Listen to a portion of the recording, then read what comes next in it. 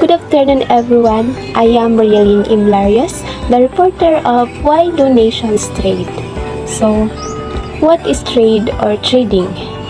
Trade signifies the exchange of commodities and services. This exchange may take place between two individual firms or industries within the same country, or may it take place between two nations or countries. So, what are the reasons why do nation trades? So, in the first place, no nation is self-sufficient, or the basic reason for the different nations entering into trade is that no nation has the capacity to produce itself.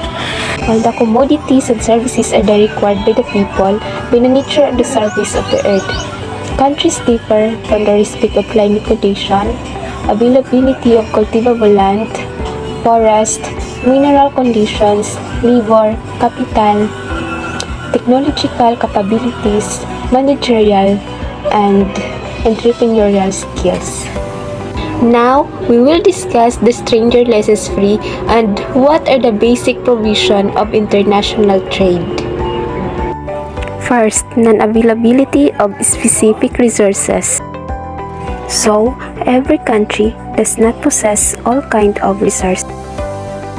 Some resources may be available in some countries, while other countries may be in the possession of some other resources. For instance, suppose the USA lack of soil and climate to produce tea, and Japan has no iron mines. So they have to import these goods from countries of the production of such commodities is comparatively advantageous because of the favorable factor endowment. The second one is differences in cost. One of the significant causes of international trade is differences in cost. Cost differences arises due to differences in availability of factor endowments. A country will specialize in the production and export of a particular commodity in which it has greater comparative advantage, and it imports a particular commodity from the other countries because of its production is comparatively costlier in domestic economy. Third one, international division of labor and specialization. International division of labor and specialization are regarded as the fundamental foundations of international trade.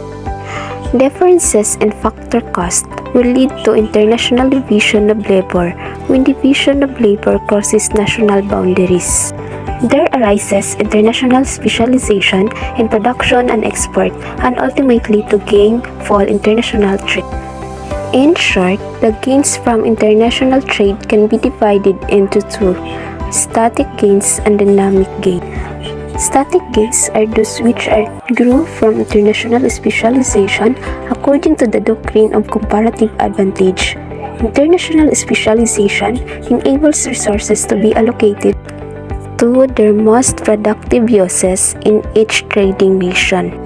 Second, dynamic gains are those which result from the impact of trade production possibilities at large. Economies of scale, international investment, and the transmission of technical knowledge are examples of dynamic gain. Another important potential gain from international trade is the provision of an outlet for the country's surplus commodities, which would otherwise go unsolved and represent a waste of resources. This is so-called vent for surplus gain from the trade point out by Adam Smith. International trade also enables countries to purchase goods from abroad which can be imported for two reasons. Firstly, if there are no domestic substitutes, the ability to import can relieve domestic bottlenecks in production. And secondly, imports may be more productive than domestic resources. That's all about my report. Thank you and God bless.